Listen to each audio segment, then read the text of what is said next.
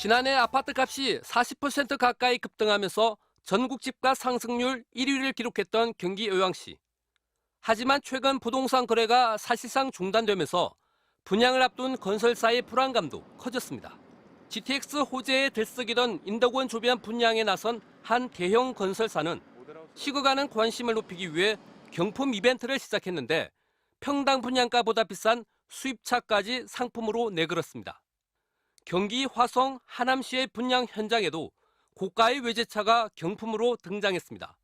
지난 7월 말 기준 전국 미분양 주택은 3만 1,200여 가구.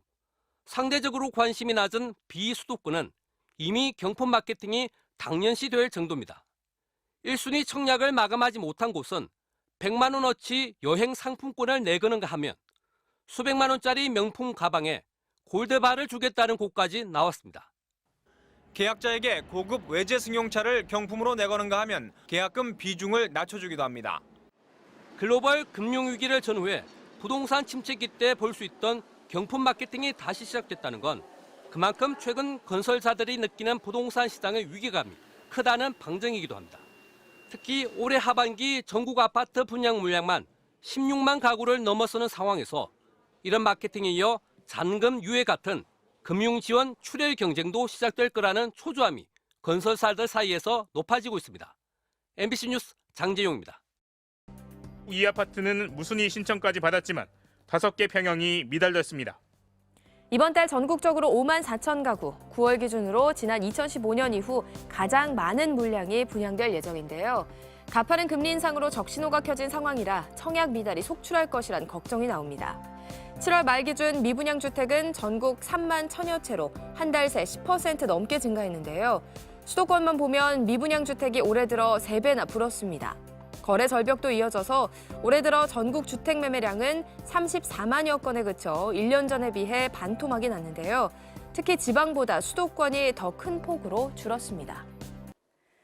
한국부동산원 청약홈에 따르면 8월 말 기준 전국 주택 청약 종합저축 전체 가입자 수는 2,700만여 명으로 전달 대비 15,000여 명이 줄었습니다. 전국 단위의 가입자 수가 2009년 통장 출시 이후 지난달에 사상 처음으로 감소한 데 이어서 2달 연속 줄어든 것입니다. 수도권과 5대 지방 광역시의 가입자 수는 석 달째, 인천, 경기는 2달 연속 가입자 수가 감소했습니다. 그렇다면 네. 부동산 시장 얘기를 안 할 수 없는데요. 시간은 거의 다 됐지만요. 네. 그런 어떤 매물이 쏟아져 나오면 만약에 네. 지금 하향 추세로 자리 잡은 부동산은 큰 폭으로 떨어질 것이다. 이게 어떤 일반적인 전망이 될 수밖에 없는 거 아닌가요? 현재로서는 그럴 가능성을 예. 굉장히 높게 봐야 되겠고요. 심리적 저희 지지선이라고 할 수 있는 뭐 강남 30평대 20억 선, 예. 또 강북 30평대 15억 선들이 지금 다 예. 깨져서 내려오고 있기 때문에 우리도 환율 얘기했을 때 이제 1,320원 뭐 요 라인 넘으면은 그때부터는 어디 갈지 모른다라고 예. 해서 뭐 1,400 지금 8원까지 왔잖아요. 부동산 마찬가지로 이제 이 가격이 깨졌기 때문에 예. 이제 그 다음부터는 솔직히 어디까지 갈지 이것도 모른다. 하한선을 모른다. 예, 그렇습니다. 이 금리 인상이 멈출 때까지 봐야 돼요. 이게 무슨 얘기냐? 예. 이제 매수를 하려는 분들은 왜 집을 안 사느냐? 저 금리 인상을 어디까지 할지 모르기 때문에 그렇겠죠. 터미널 예. 레이스를 모르기 때문에 안 예. 사잖아요. 그러면 그때까지를 기다리고 매수세는 실종될 텐데 예.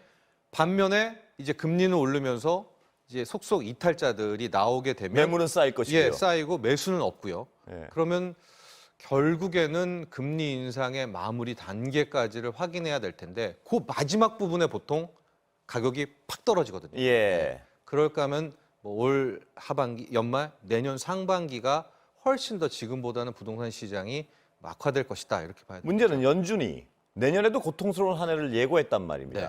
그럼 내년에도 이자율이 계속 어떤 올라간 이자율이 다시 낮추지 않을 가능성은 충분히 있는 건데요. 그렇죠. 그럼 내년 내내 부동산 시장은 좀 어둡다 이렇게 전망하는 것도 그렇습니다. 합리적인 추측이겠죠. 예, 금리 인상이 확실하게 멈췄다. 예. 가 있어야 되겠고요. 두 번째, 떨어- 금리 인하까지 나오면 아마 그 사이에 이제 매수들이 예. 닥쳐오게 될 거거든요. 예. 그때까지가 부동산 빙하기는 이어진다라고 이제 볼 수가 있겠고, 예. 이제 그 사이에 주식 시장은요. 저 달러 강세가 언제 멈추냐를 또 봐야 됩니다. 예. 아마 달러 강세도 선반영을 한다면 그 기준금리 인상 끝 전에 아마 최고점을 찍고 이제 멈칫대는 모습이 예. 나올 거거든요. 그때 비로소 주식이 좀 먼저 반응하지 않을까 이렇게 보고 있습니다. 참 고통스러운 한 해가 될 것이란 어떤 그 예고들이 정말 현실화되고 있는 것 같습니다. 예.